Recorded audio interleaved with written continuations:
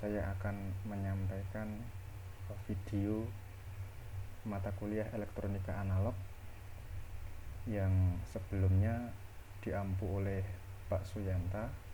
Sekarang mata kuliah ini yang mengampu adalah saya. Perkenalkan, nama saya Kurniawan. Untuk saat ini mata kuliah elektronika analog diampu oleh saya, namun masih dipayungi oleh Pak Suyanta. Baik, untuk video yang saya buat ini bertujuan untuk mengakomodasi atau menyediakan perkuliahan via online secara asinkron ya, yang ini kan saya upload ke Elinas yang bisa diakses oleh mahasiswa sebagai materi perkuliahan yang bisa di-download oleh mahasiswa di Elinas di kuliah.itnj.ac.id. Baik, ini adalah video pertemuan pertama mata kuliah elektronika analog yang merupakan pendahuluan dari mata kuliah ini.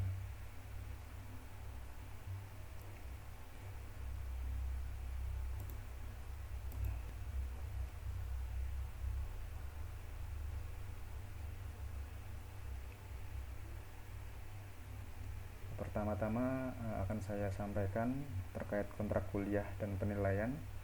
Untuk mata kuliah ini mempunyai bobot SKS, 2 SKS untuk teori dan 1 SKS untuk praktikum.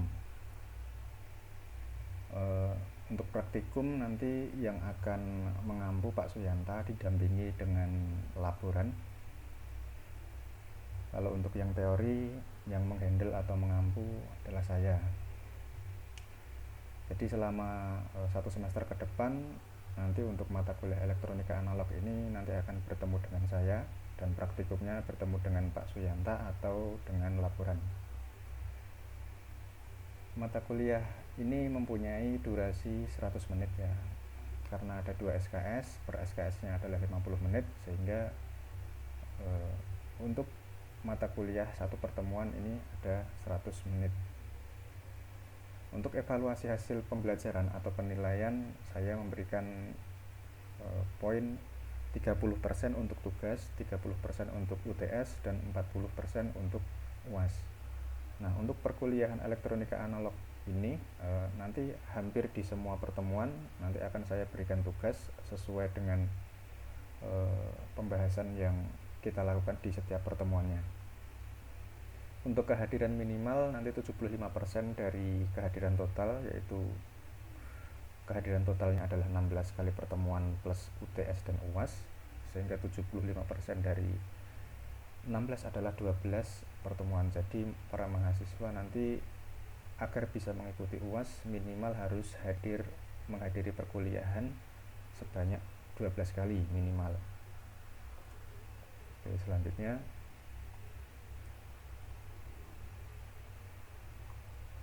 ini adalah RPS atau rencana pembelajaran semester. Di dalam RPS tersebut ada beberapa komponen, salah satunya adalah capaian pembelajaran mata kuliah atau CPMK.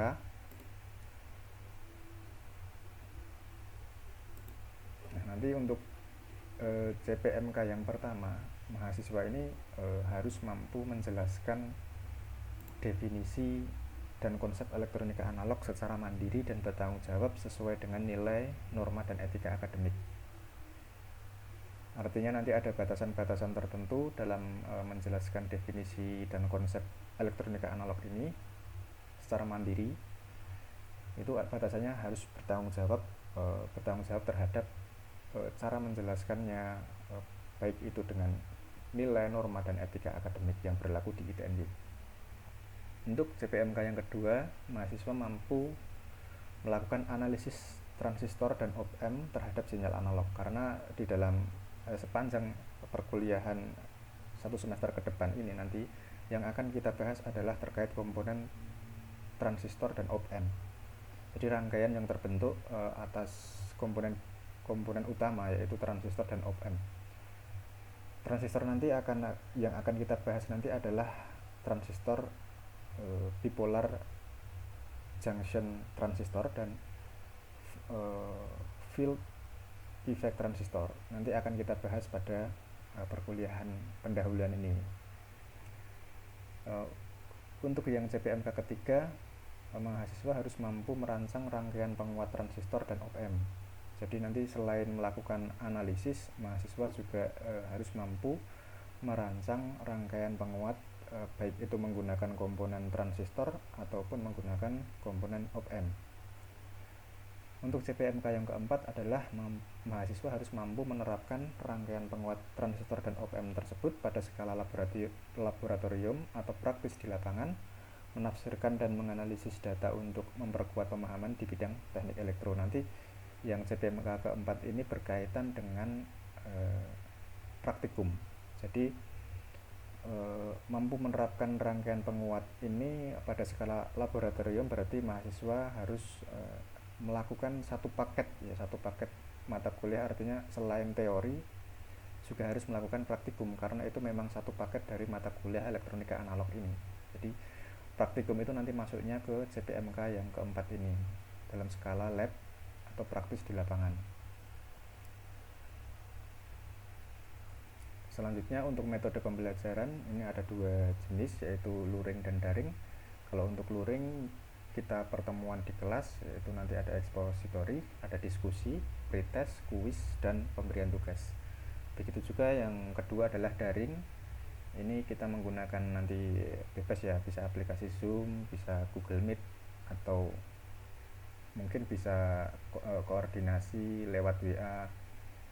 Dan sebenarnya nanti mahasiswa bisa mengakses Elinas untuk materi dan tugas yang saya berikan nanti akan rutin saya upload ke Elinas, sehingga di setiap pertemuan mahasiswa dapat mengakses, bisa mendownload dan melihat assignment atau tugas yang saya berikan, dan mahasiswa nanti juga akan mengirim tugasnya ke Elinas tersebut. Jadi saya tidak menerima tugas dalam bentuk hard yang diberikan ke saya. Jadi nanti untuk biar lebih efektif, lebih efisien, tidak perlu memakan biaya untuk pengeprintan dan segala macam, beli kertas segala macam. Jadi nanti tugas itu nanti dikumpulkan dalam bentuk soft file, di-upload ke Elinas.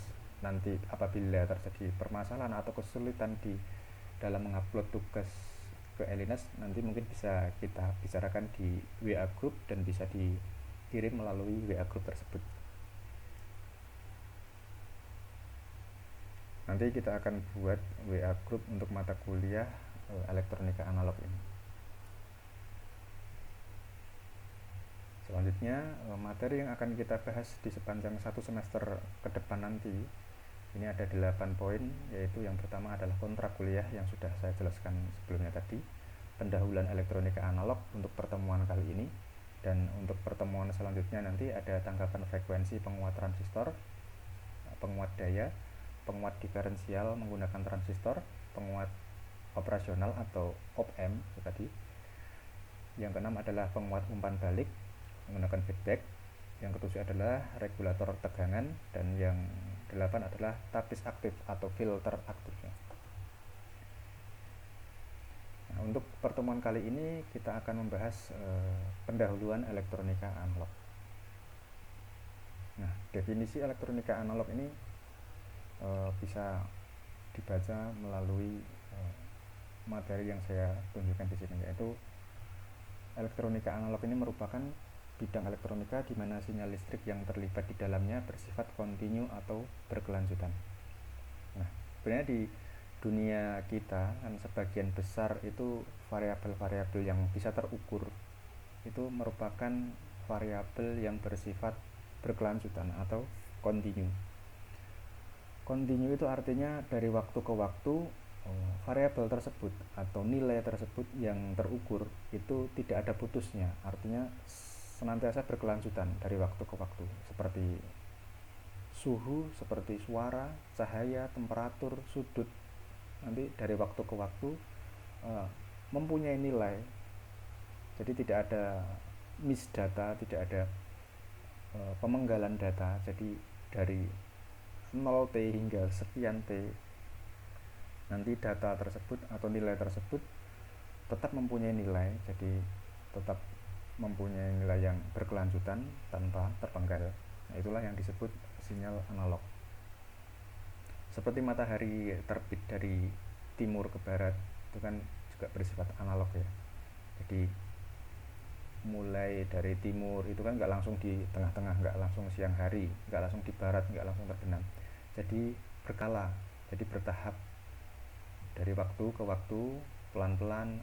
Nah, itulah yang disebut analog. Jadi sebenarnya konsep alam semesta ini sebagian besar itu merupakan konsep analog ya, alam semesta analog.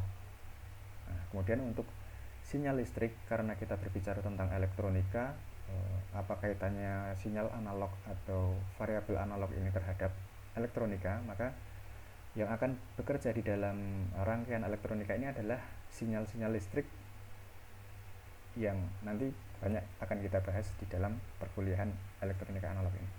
Nah, sinyal listrik sendiri merupakan hasil konversi dari variabel-variabel fisik yang saya sebutkan tadi, seperti suara, cahaya, temperatur, sudut, dan lain-lain.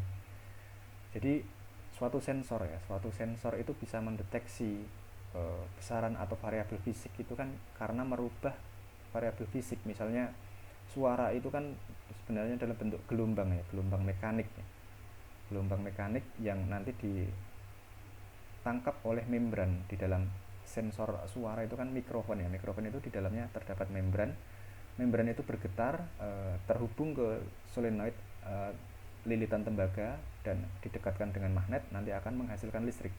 Nah, besaran listrik tersebut, baik itu tegangan ataupun arus, nanti juga akan mengikuti secara linear mengikuti getaran dari suara tersebut. Nah, sebenarnya kan sensor itu kan merubah apapun, merubah variabel fisik, baik itu mekanik, baik itu kimia, baik itu dalam bentuk gerakan, baik dalam bentuk cahaya, semua itu dirubah menjadi listrik, sehingga muncullah sinyal listrik. Nah, sinyal-sinyal listrik ini nanti yang bisa diproses oleh elektronika. Nah, tanpa adanya sensor, kalau misalnya variabel fisik langsung dimasukkan ke dalam rangkaian kan nggak bisa, jadi harus dirubah dulu menggunakan sensor. Nah, namun pada perkuliahan ini kita tidak membahas tentang sensor ya, namun lebih membahas tentang ke dalam rangkaian elektronika analognya. Jadi lebih membahas ke prosesornya ya, yang memproses sinyal listrik tersebut. Namun sedikit saya sampaikan di sini sebatas sebagai definisi atau gambaran awal saja, apa itu elektronika analog, apa itu sinyal listrik, dan apa itu sinyal analog. Nah, sinyal analog ini merupakan data dalam bentuk gelombang kontinu yang membawa informasi dengan mengubah karakteristik gelombang seperti amplitude, frekuensi, dan fasanya. Jadi di dalam sinyal analog ini ada komponen-komponen yang dapat kita manipulasi atau dapat kita ubah-ubah. Dalam sinyal itu kan mempunyai, sinyal itu kan sebenarnya bahasa asing ya, bahasa Indonesia adalah tanda, atau bisa disebut kan sign itu kan tanda, makanya disebut signal, sinyal. Jadi di dalam sinyal analog ini mempunyai karakteristik gelombang seperti amplitude itu tinggi rendahnya sinyal, kemudian frekuensi itu adalah kerapatan sinyal terhadap waktu, kemudian fasa itu pergeseran antara nilai amplitude yang bergeser dari sudutnya, seperti itu. Nanti akan saya visualisasikan dalam bentuk gambar biar lebih mudah ya untuk memahami terkait dengan sinyal analog. Nah, ini adalah ilustrasi sinyal analog. Sinyal analog mempunyai amplitude dan frekuensi yang bersifat kontinu seperti yang ditunjukkan pada gambar bagian atas ini. Nah, ini bersifat kontinu atau berkelanjutan terhadap waktu. Nah, contohnya seperti ini. Nah, kita bandingkan dengan sinyal digital. Kalau sinyal digital nanti dari waktu ke waktu itu tidak bersifat kontinu. Artinya ada bagian-bagian di mana sinyal tersebut terpenggal atau nol ya. Ini kan ada 5 volt dan ada 0 volt.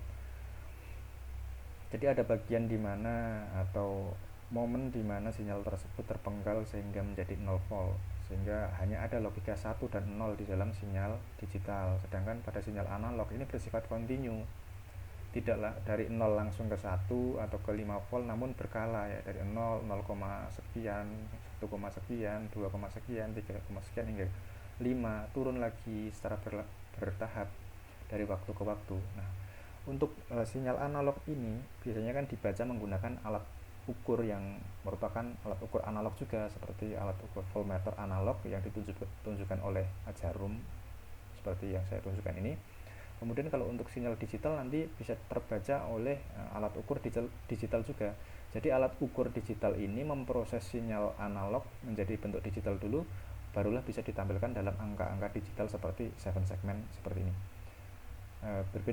Berbeda halnya dengan alat ukur analog. Alat ukur analog tidak perlu merubah sinyal analog tegangan listrik ataupun arus listrik ke dalam sinyal digital, namun langsung bisa ditampilkan dalam gerakan jarum yang merupakan sinyal analog yang terbaca oleh kumparan ya. Kalau di dalam alat ukur analog itu kan ada kumparan atau solenoidnya ya, solenoid tembaga, dan di sekelilingnya ada magnet, sehingga ketika diberikan tegangan maka solenoid tersebut akan menghasilkan medan elektromagnetik yang nanti akan bereaksi dengan magnet permanen di sekitarnya, sehingga akan memberikan putaran poros pada solenoid sehingga jarumnya bisa bergerak sesuai dengan besaran listrik yang diberikan kepada solenoid tersebut.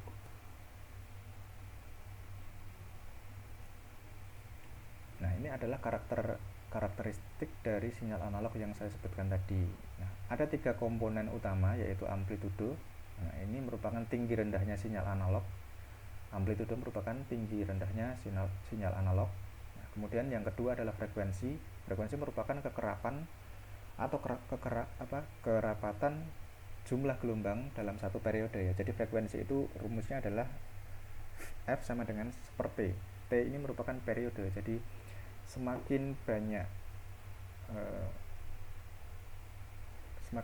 frekuensinya atau semakin tinggi frekuensinya, artinya gelombang ini semakin rapat terhadap laju aliran waktu, seperti itu. Kemudian yang kedua adalah fasa. Ini besarnya sudut sinyal analog pada periode tertentu. Jadi bisa digambarkan melalui lingkaran ini, bahwa yang posisi tengah ini kita lihat pada sumbu X yang merupakan besaran waktu. Ini kalau kita mulai dari 0 berarti posisinya di sini 0 ya, 0. Nanti kalau kita putar,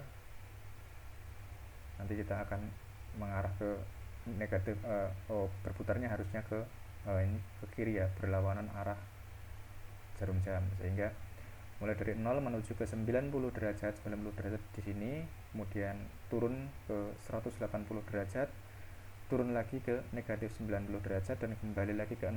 Nah, ini disebut dengan siklus ya, siklus fase dari sinyal analog ya. Kemudian kalau untuk fasa sendiri, fasa itu kan artinya geseran dimulai dari amplitude keberapa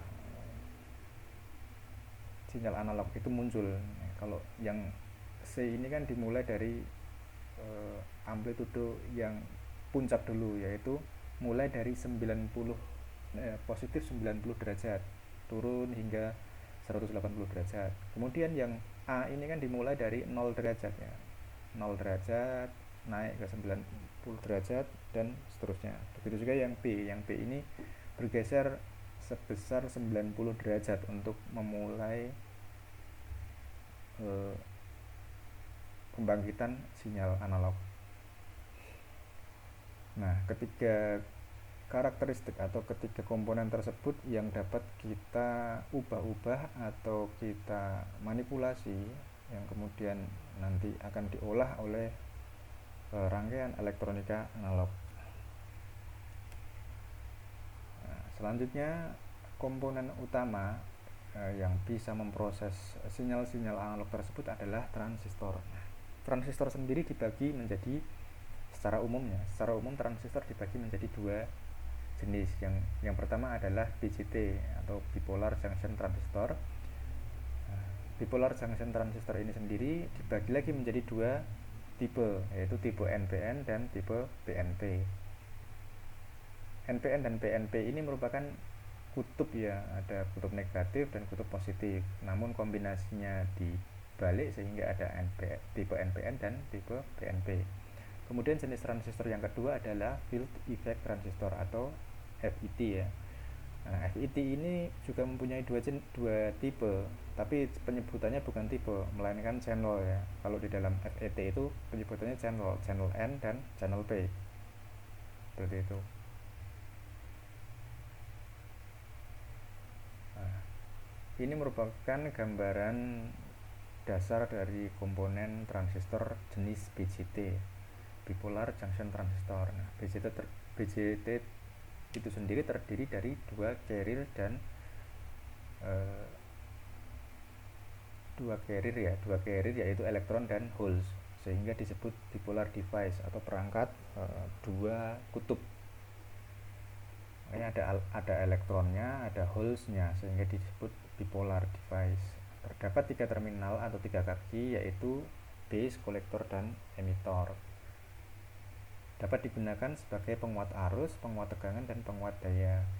BJT membutuhkan arus base atau arus basis untuk mengontrolnya. Jadi BJT ini sebenarnya seperti saklar ya, saklar elektronis, yang mana saklar tersebut bisa kita kontrol pada kaki basisnya. Jadi arus listrik akan mengalir dari kaki kolektor ke emitor. Besarnya arus bisa kita kendalikan menggunakan arus listrik juga, arus yang lebih kecil pada kaki basisnya. Berbeda halnya dengan saklar mekanik ya. Kalau saklar mekanik kan perlu kita tekan menggunakan gerakan mekanik juga, misalnya tangan, untuk mengalirkan dan memutuskan arusnya. Berbeda halnya dengan ini. Kalau transistor, untuk mengontrolnya bukan dengan gerakan mekanik, melainkan dengan arus listrik. Nah, perlu diingat-ingat nanti untuk BJT ini, untuk pengontrolannya menggunakan arus basis, menggunakan arus ya, arus listrik ya, bukan tegangan, tapi arusnya, arus pada kaki basis. Nah, untuk penjelasan NPN ini tadi, jadi di dalam transistor ini sebenarnya sebuah komponen yang terdiri dari dua komponen. Kalau kita lihat di sini adalah simbol dioda ya, simbol dioda. Dioda itu kan juga terdiri dari dua kutub, yaitu kutub positif dan kutub negatif. Ada katoda dan anoda. Nah, di dalam transistor ini merupakan gabungan dua dioda. Untuk jenis yang NPN ya, ini merupakan dioda yang saling bertolak belakang, yang di tengahnya dapat dikendalikan menggunakan arus listrik yang disebut kaki basis. Jadi ada material atau bahan listrik dengan kutub N dan P, kutub P dan N yang digabungkan menjadi satu sehingga menjadi bahan semikonduktor NPN. Nah, NPN ini adalah jenis transistor yang satu. Yang jenis yang lainnya adalah PNP, tipe ya, bukan jenis tipe. Tipe yang lain adalah tipe PNP. Nah, ini kebalikannya posisinya, hanya posisinya saja yang berbeda. Kalau ini tadi dioda yang bertolak belakang, kalau ini untuk yang PNP adalah dioda yang saling berhadapan, sehingga konfigurasi dari material semikonduktor kutub positif dan negatif ini akan menghasilkan tipe PNP. Untuk simbol elektronisnya dalam kita menggambar rangkaian elektronik nanti, untuk jenis PNP NPN dulu ya, NPN panahnya keluar, sedangkan untuk tipe PNP panahnya ke dalam. Ini untuk membedakan tipe transistor bipolar junction ya.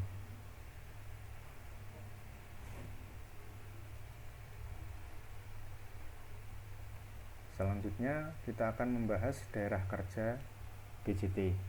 Nah, apa itu daerah kerja? Nah, di dalam transistor itu mempunyai 3 daerah kerja. Seperti yang kita ketahui apabila kita mengamati saklar yang ada di rumah kita ya, saklar mekanik ya. itu kan cuma mempunyai dua daerah kerja, on dan off saja.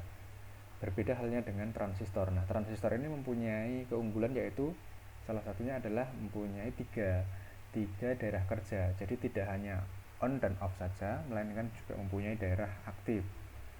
Nah, daerah aktifnya ini ya daerah aktif. Yang pertama ini dia juga mempunyai daerah cut off, atau kalau di saklar itu adalah kondisi off ya.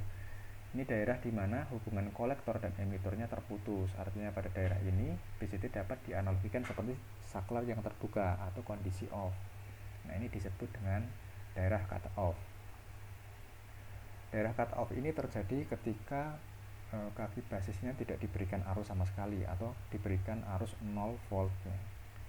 Sehingga arus listrik yang mengalir dari kolektor ke emitornya terputus, tidak ada aliran arus di sana.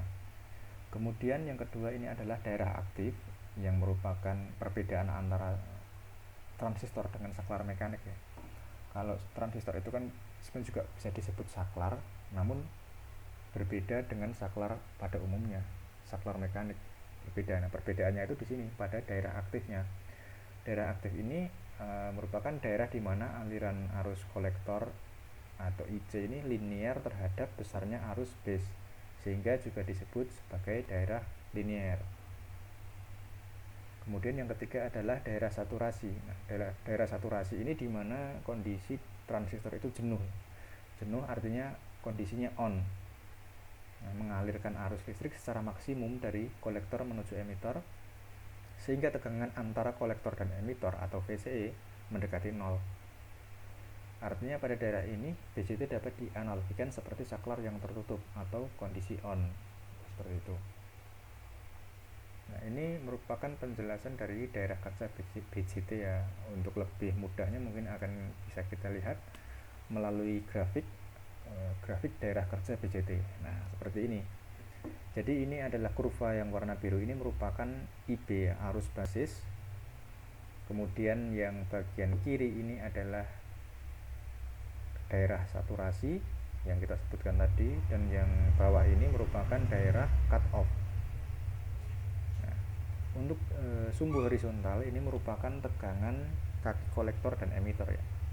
Nah, maksudnya VCE atau tegangan kaki kolektor dan emitor ini apabila kita ukur menggunakan voltmeter yang positif, kita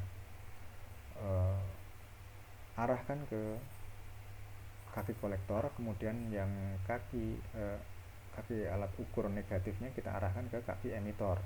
Nah, apabila kita ukur kedua kaki antara kolektor dan emitor ini, maka kita akan mendapatkan nilai VCE atau tegangan kolektor emitor. Kemudian yang sumbu horizontal ini adalah arus kolektor atau IC.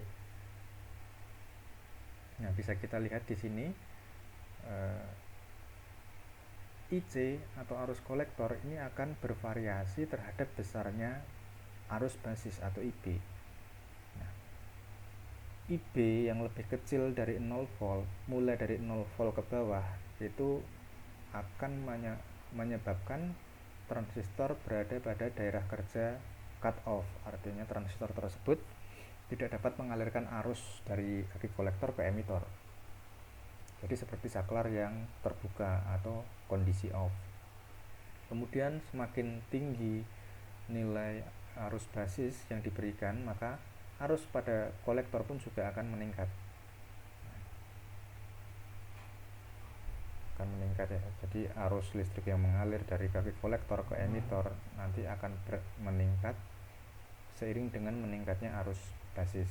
Nah, apabila diberikan arus basis yang lebih tinggi hingga pada kondisi maksimal, maka transistor tersebut akan berada pada daerah kerja jenuh atau saturasi. Kondisinya di sini ya. Nah, daerah saturasi berada pada ketika VCE ini 0 ya, 0. Jadi ketika diberikan arus basis maksimal sehingga antara kaki kolektor dan emitor ini benar-benar terhubung ya, benar-benar terhubung dan mengalirkan arus maksimum, maka tegangan listrik atau beda potensial antara kolektor dan emitor ini akan nol, seperti itu. Nah, untuk persamaannya, bagaimana cara menentukan di mana daerah cut off, di mana daerah saturasi, dan garis beban kerja DC dari transistor, titik kerja transistor, kita akan lihat pada PDF yang sudah saya buat. Nah, sebentar, saya ini dulu pindah ke PDF. Jadi, nah di sini. Nah, ini menentukan titik kerja transistor ya.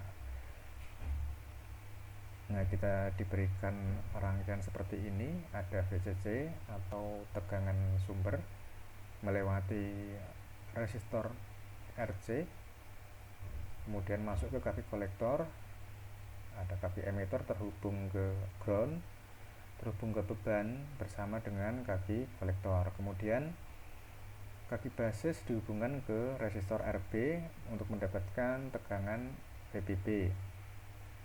Nah, kita misalkan problemnya adalah kita disuruh untuk membuat grafik titik kerja transistor yang seperti yang gambar tadi ya. Untuk sumbu horizontalnya adalah VCE, kemudian sumbu vertikalnya adalah IC. Nah, penyelesaiannya adalah menggunakan persamaan seperti ini. Karena kita sudah tahu VCC-nya 10 volt, VBB-nya 4 volt, terus ini adalah beta, ini merupakan penguatan ya, faktor penguatan yaitu 100. Terus VBE ini adalah tegangan minimal untuk mengaktifkan transistor. Jadi ketika kaki basis diberi tegangan atau ya diberi tegangan 0 volt, transistor belum aktif. Jadi minimal harus diberikan tegangan sebesar 0,7 untuk mengaktifkan transistor tersebut. Kemudian ada RC, ada RB yang sudah diketahui, maka untuk menentukan IB, nah ini bisa kita lihat langsung pada gambar di sini. Untuk bisa menentukan nilai IBC atau nilai titik kerja IB, nah di sini. Nah, ini IC ini kan IC dikalikan dengan RC ditambah dengan VCE, itu kan rumus untuk VCC. Nah, kemudian ICC sama dengan IB dikalikan dengan beta. Nah, IBC sama dengan VBB dikurangi VBE dibagi RB. Nah, bisa kita lihat dari rangkaian ini. Untuk mencari nilai besarnya IB atau IBC, kita kurangkan VBB dengan VBE. Nah, karena ini tadi kan tegangan minimal ya, tegangan minimal untuk men-trigger atau memicu kaki basis yaitu 0,7 volt, maka VBB ini harus dikurangi terlebih dahulu dengan VBE yang bernilai 0,7 volt, kemudian dibagi dengan RB sehingga ketemulah arus. Tegangan dibagi arus atau V per R kan sama dengan arus ya, V per R sama dengan I. Jadi rumus dasarnya seperti ini. Kemudian untuk mencari VCEC, VCC dikurangi IC kali RC. Nah, kita temukan untuk IBC adalah 0,002 mA. Nah, 0,022 mA ini merupakan nilai arus basis, arus kerja basis.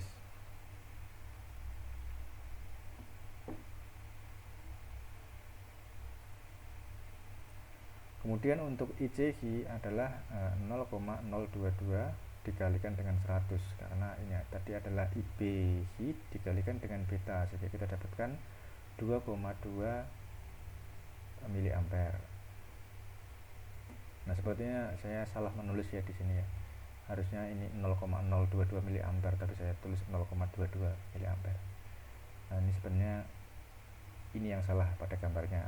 Hasil untuk yang benar ini ada di sini, ada di dalam persamaan rumusnya ini. Kemudian untuk menentukan VCEH, tegangan kerja pada transistor, yaitu ini tadi rumusnya VCC dikurangi dengan IC kali RC. Karena IC sudah kita ketahui 2,2 mA, maka dapat kita kalikan dengan RC. RC adalah 2 kilo ohm ya. Ini tadi RC adalah 2 kilo ohm, kita kalikan dengan 2 kilo ohm sehingga kita dapatkan 5,6 volt. Yang ini merupakan tegangan antara kaki kolektor dan emitor pada titik kerja H, 5,6 volt. Untuk ICH nya atau arus kerja kolektor ini berada di 2,2 mA. Nah, perpotongan antara arus basis dan titik kerja atau garis beban DC ini disebut dengan H atau titik kerja. Nah, ini kan tadi kan problemnya kan kita disuruh untuk membuat grafik titik kerja transistor. Nah, grafiknya seperti ini. Nah, ini ada arus basis atau IB, ada garis beban kerja DC, dan perpotongan antara kedua tersebut, antara IB dan garis beban DC ini, perpotongan tersebut kita namakan dengan titik kerja atau disimbolkan dengan H. Kemudian yang bagian sebelah kiri pada sumbu vertikal ini merupakan daerah saturasi. Kemudian yang bagian horizontal ini adalah bagian cut off, seperti itu. Jadi kalau kita ingin merancang sebuah rangkaian elektronika analog dan ingin menguatkan atau melakukan amplifying untuk sinyal analog masukan dari misalnya dari mikrofon, dari sensor apapun lah yang menghasilkan sinyal listrik analog dan akan dikuatkan agar bisa menghasilkan misalnya suara pada speaker. Speaker kan merupakan beban ya, merupakan aktuator juga yang dia harus mendapatkan energi yang lebih besar dari inputnya. Kan nggak mungkin dari mikrofon langsung kita sambungkan ke speaker. Jadi kita perlukan suatu rangkaian elektronika analog, yaitu amplifier, yang akan menguatkan sinyal listrik dari mikrofon, kemudian akan diumpankan ke aktuator tersebut, yaitu speaker. Sehingga perlu kita kuatkan menggunakan rangkaian elektronika analog amplifier tersebut. Maka kita juga harus memperhatikan daerah kerjanya. Jangan cuma asal ini resistor RC nya sekian. Ini harus ditentukan benar-benar ini agar nanti sinyal listrik yang masuk ke dalam rangkaian elektronika analog itu nanti akan bekerja di daerah ini. Karena pada dasarnya amplifier itu kan merupakan penguat yang memproses sinyal analog dan nanti akan mempunyai daerah kerja di daerah kerja aktifnya atau daerah kerja linearnya. Kenapa harus linear? Karena pada idealnya rangkaian elektronika analog itu harus mempunyai penguatan yang linear. Jadi outputnya harus linear terhadap inputnya, seperti itu. Nah, karena fungsi dari amplifier adalah menguatkan secara linear, menguatkan sinyal input dan menghasilkan sinyal output yang linear terhadap sinyal inputnya, maka daerah kerja transistor yang digunakan dalam rangkaian penguat atau amplifier tersebut juga harus berada pada daerah kerja yang linear di sini ya. Jadi nanti akan bergerak sinyal analog masukan itu nanti akan bergerak ini di antara daerah saturasi dan daerah cut off. Jangan sampai menyentuh daerah saturasi dan daerah cut off. Jadi di antara keduanya ini. Jadi di sini ya, di daerah aktifnya atau daerah linearnya, di garis beban DC-nya ini. Nah, kurang lebih seperti itu untuk penjelasan dan teoretikal serta persamaan dari daerah kerja suatu transistor. Nah, ini adalah suatu persamaan untuk menentukan garis beban dan titik kerja transistor, sehingga kita bisa tahu seperti apa karakteristik rangkaian elektronika analog, terutama adalah amplifier yang akan kita buat nanti. Karena kalau kita belajar di sini, karena kita sudah stratanya sudah sarjana ya, sarjana teknik, jadi kita tidak cuman ya, kalau kita bicara amplifier itu sudah dijual banyak di pasaran ya, tinggal beli, tinggal pasang, sudah selesai. Tapi kan kita berpikirnya kan belajarnya kita bagaimana cara mendesain suatu amplifier yang paling optimal. Nah, kita memerlukan pengetahuan seperti ini karena kita tingkatannya adalah sarjana, kita adalah desainer, tidak cuma asal pakai colok selesai, karena kita harus bisa merancangnya mulai dari komponen utamanya, menentukan nilai-nilainya sehingga kita tahu titik kerjanya seperti apa, sehingga nanti akan menghasilkan suatu rangkaian yang paling optimal. Seperti itu. Kita kembali lagi ke PowerPoint. Nah, itu tadi adalah cara menentukan daerah kerja transistor jenis bipolar junction ya. Nah, untuk jenis yang kedua adalah FET atau field effect transistor. Nah, kenapa kita masih memerlukan transistor jenis lain? Bukankah BJT tadi sudah cukup bagus, cukup ya bisa lah digunakan untuk membuat rangkaian elektronika amplifier? Kenapa kita perlu menggunakan transistor jenis lain yaitu FET? Kenapa demikian? Karena ternyata BJT ini memiliki sedikit masalah ya. Nah, BJT selalu memerlukan arus basis atau IB meskipun arusnya kecil, namun tidak dapat diabaikan, terutama saat BJT digunakan untuk pensaklaran atau switching atau bekerja di daerah saturasinya. Pasti dibutuhkan arus yang cukup besar untuk membuat transistor jenuh atau saturated. Oleh karena itu dibutuhkan jenis transistor yang tidak bergantung pada besarnya variabel arus pada pengontrolannya.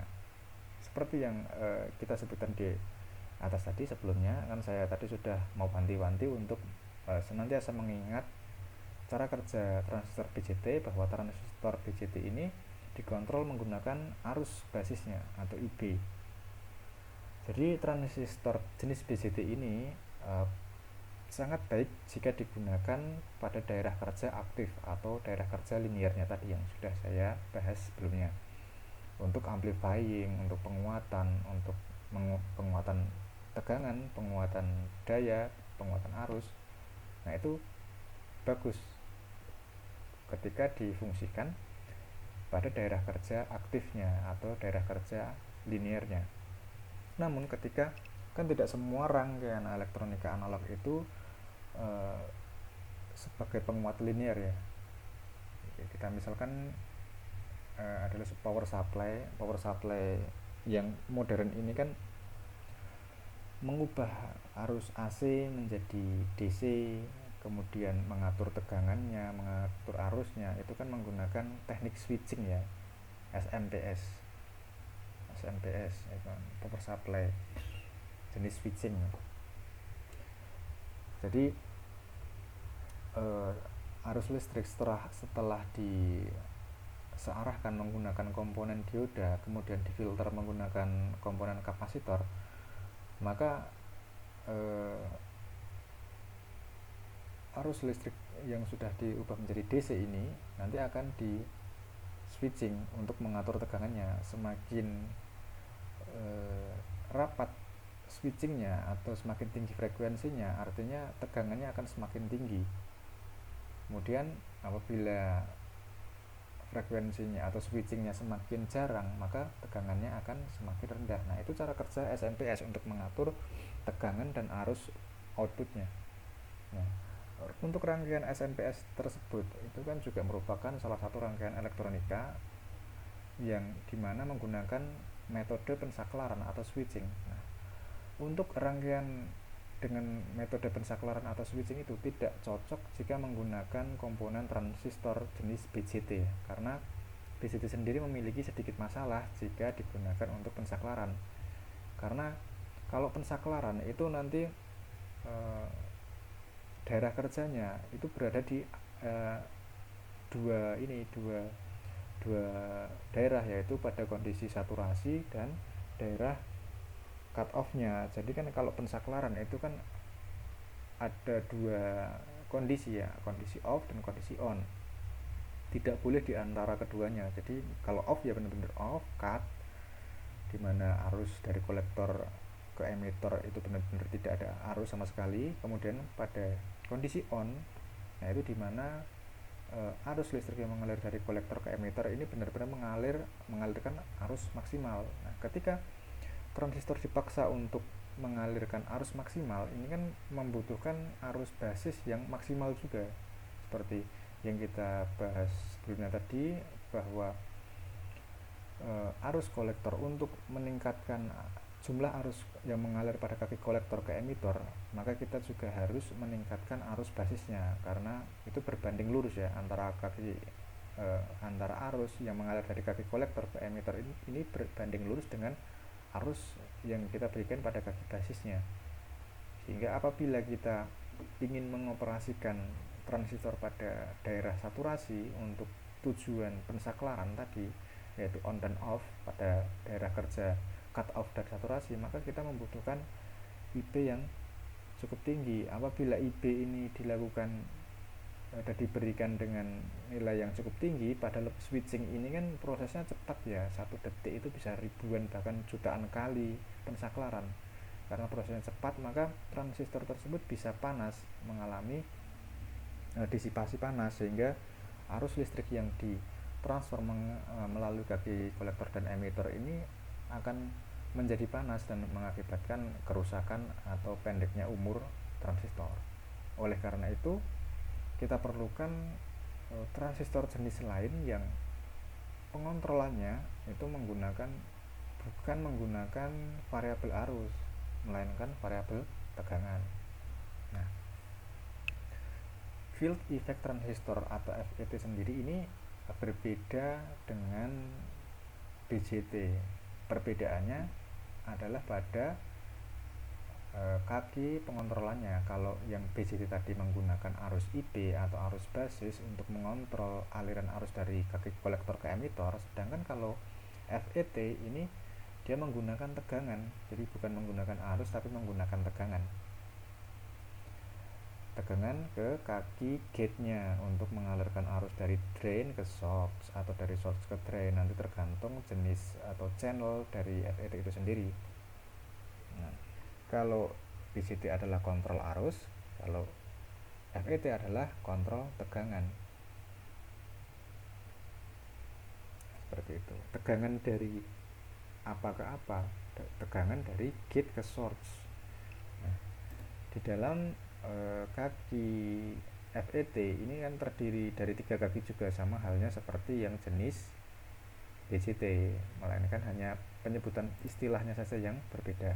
Kalau di transistor BJT itu ada basis kolektor emitter, kalau di transistor jenis FET itu ada kaki gate, drain, dan source. Nah, untuk mengontrolnya kita perlukan tegangan antara kaki gate dan source. Kenapa tegangan ini lebih baik daripada pengontrol arus? Karena sebenarnya yang membuat komponen atau bahan semikonduktor menjadi panas itu sebenarnya arusnya, bukan tegangannya. Jadi seperti bola lampu yang menyala itu kan, kenapa bisa menyala itu kan ada luapan atau limpahan energi aliran listrik ya, aliran arus listrik, bukan tegangan listriknya. Jadi elektron-elektron yang mengalir pada suatu filamen dalam bola lampu pijar itu kan senantiasa bergerak maju karena filamennya sangat kecil, sangat tipis, sedangkan arus listriknya deras, maka akan menghasilkan panas karena terjadi luapan arus listrik. Panas tersebut karena saking panasnya sehingga mengeluarkan material yang disebut foton, sehingga menghasilkan cahaya. Panas dan cahaya itu kan sebenarnya dihasilkan dari aliran arusnya, bukan tegangannya. Sehingga apabila suatu komponen elektronika ini akan dioperasikan menggunakan suatu arus yang sangat besar, maka resikonya adalah panas. Sedangkan apabila kita gunakan lebih condong ke menggunakan tegangan, maka panas tersebut dapat dihindari. Seperti itu. Kemudian untuk yang selanjutnya ini adalah konstruksi dari atau arsitektur dari komponen FET itu sendiri.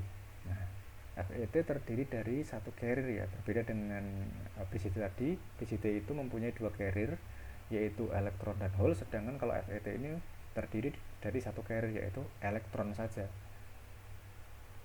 atau hole saja. Kalau elektron itu adalah nanti disebut dengan N channel, kalau hole itu nanti akan disebut dengan P channel, sehingga disebut unipolar device. Uni itu kan satu, cuman satu kutub, mempunyai satu kutub. Kalau bipolar tadi kan bi itu kan dua kutub, sedangkan uni itu satu, sehingga disebut dengan unipolar device atau perangkat satu kutub. Kemudian yang kedua adalah terdapat tiga terminal, sama halnya dengan transistor jenis BCD tadi yang terdiri dari basis, kolektor, dan emitor. Kalau di FET penyebutannya adalah gate, source, dan drain.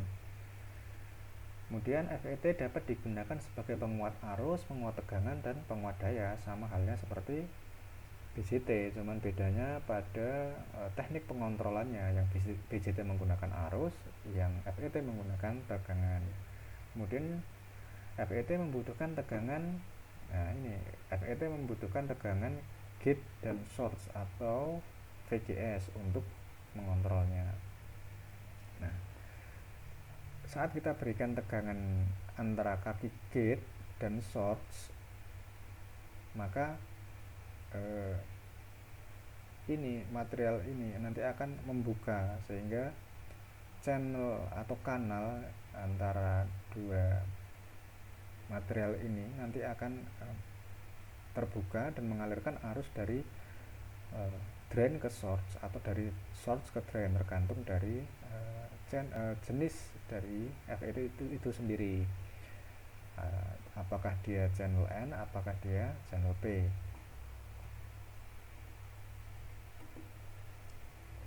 Kemudian FET juga mempunyai daerah kerja, 3 daerah kerja. Yang pertama adalah cut off, yaitu daerah di mana hubungan drain dan source-nya terputus. Artinya pada daerah ini FET dapat dianalogikan seperti saklar terbuka atau kondisi off. Ini sama persis dengan transistor jenis BCD tadi, di mana ketika cut off atau tegangan VGS-nya, tegangan gate dan source-nya itu adalah minimal, maka FET ini akan berada pada daerah cut off atau kondisi seperti saklar yang terbuka. Kemudian yang kedua adalah daerah saturasi, di mana pada daerah ini biasanya digunakan sebagai penguat linear atau penguat arus drain ID konstan dengan tegangan drain source atau VDS yang bervariasi secara linear terhadap tegangan gate source. Jadi ini seperti bedanya di sini. Daerah saturasinya FET ini mirip atau identik dengan daerah aktifnya atau daerah linearnya transistor jenis BJT. Nah, perbedaannya di sini. Kemudian yang ketiga ada daerah ohmic. Daerah ohmic ini merupakan daerah di mana FET dapat digunakan sebagai halnya resistor variabel yang nilai resistansinya dapat dikendalikan oleh tegangan drain dan source atau VDS. Nah, sehingga pada dasarnya pada daerah ohmic ini FET dapat kita gunakan seperti resistor variabel seperti itu, dengan mengatur atau mengendalikan tegangan VDS-nya. Nah, ini unik sebenarnya. Suatu komponen semikonduktor yang dapat kita gunakan seperti halnya resistor atau komponen pasif ya. Komponen aktif yang bisa kita gunakan atau kita terapkan seperti halnya komponen pasif untuk menggantikan fungsi dari resistor. dan bahkan ini bisa dikontrol secara elektronis ya.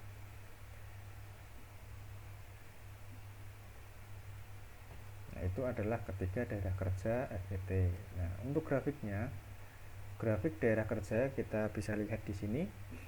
Ini mempunyai perbedaan dari yang BJT tadi ya. Kalau BJT tadi itu kan di sini ada arus basis, di sini ada daerah saturasi, di sini yang sebelah bawah atau pada sumbu horizontal ini adalah daerah cut off. Nah, kalau untuk daerah kerja FET mempunyai perbedaan. Perbedaannya berada pada sumbu horizontal ini. Nah, ini merupakan daerah ohmic. Daerah ohmic itu berada di sumbu horizontalnya di sini.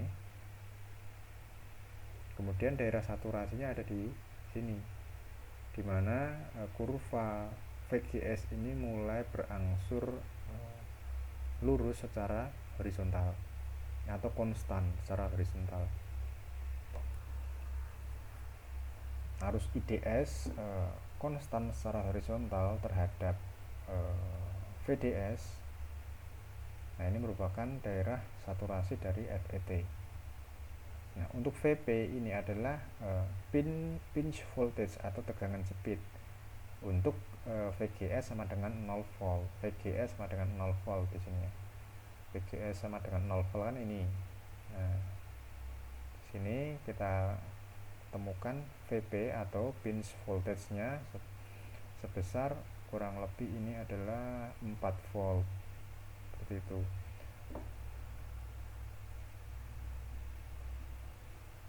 Yaitu untuk grafik daerah kerja FET.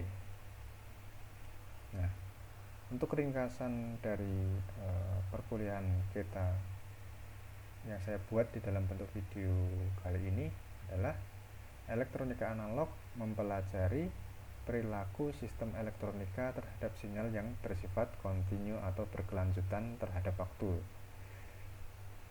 Kemudian yang kedua adalah salah satu komponen aktif yang dapat memproses sinyal analog adalah transistor.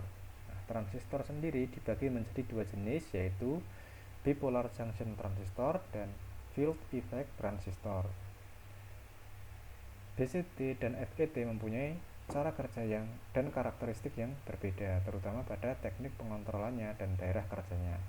Kalau BCT itu dikontrol menggunakan arus pada kaki basisnya, sedangkan kalau FET dikontrol menggunakan tegangan pada kaki gate dan source-nya. Transistor mempunyai tanggapan yang berbeda-beda terhadap variabel arus untuk BCT dan variabel tegangan untuk FET. Jadi transistor ini mempunyai tanggapan yang berbeda terhadap variabel arus. Jadi kalau naik turunnya arus nanti akan mengatur besar kecilnya arus antara kaki kolektor dan emitor. Nah, itu untuk BCT. Kemudian kalau besar kecilnya tegangan pada kaki gate dan source, nanti itu yang akan digunakan untuk mengontrol arus yang mengalir dari kaki drain ke source-nya. Nah, itu untuk BCT dan FET. Nah, mungkin ya materi yang bisa saya sampaikan itu saja. Selanjutnya adalah ke penugasan atau assignment, di mana di sini saya sudah memberikan 3 soal, di mana untuk pendahuluan elektronika analog ini yang pertama adalah kita akan membuat ringkasan tentang konsep sinyal analog. Yang kedua, kita akan menyebutkan dan menjelaskan 3 daerah kerja transistor BCT sekaligus ditunjukkan daerah kerjanya melalui gambar atau kurva daerah kerja tadi yang sudah kita bahas. Kemudian yang ketiga adalah memberikan alasan mengapa FET jauh lebih baik dari BCT ketika dioperasikan untuk switching. Tadi sudah saya jelaskan di atas tadi, sehingga para mahasiswa tinggal membaca ulang dari materi atau melihat ulang video yang saya buat ini agar bisa mengerjakan soal-soal yang saya berikan. Nah, Soal ini bisa Anda akses di Elinas untuk masing-masing akun mahasiswa pada mata kuliah elektronika analog. Nah, ketentuannya tugas ini nanti harus ditulis tangan ya, di foto atau di scan, nanti dikirimkan ke assignment tugas 1 pada Elinas, karena ini merupakan tugas pertama kalian. Jadi nanti sudah saya buatkan folder untuk assignment, yaitu saya beri nama tugas 1. Nanti kalian klik saja di situ dan membukanya. Nanti di situ ada soal ini yang sudah saya tunjukkan di PowerPoint ini. Nanti saya juga upload ke sana, saya tulis di sana, nanti bisa Anda baca juga di sana soalnya. Nah, di dalam folder assignment itu nanti kalian akan disediakan kolom submit. Nanti kalian bisa mengupload tugas kalian yang sudah kalian tulis dan kalian scan atau di foto. Nanti kalian upload di situ ya, ke Elinas pada assignment tugas 1. Oke, mungkin itu saja penyampaian materi kuliah pertama pendahuluan elektronika analog dari saya. Kurang dan lebihnya mohon maaf. Assalamualaikum warahmatullahi wabarakatuh. Oke.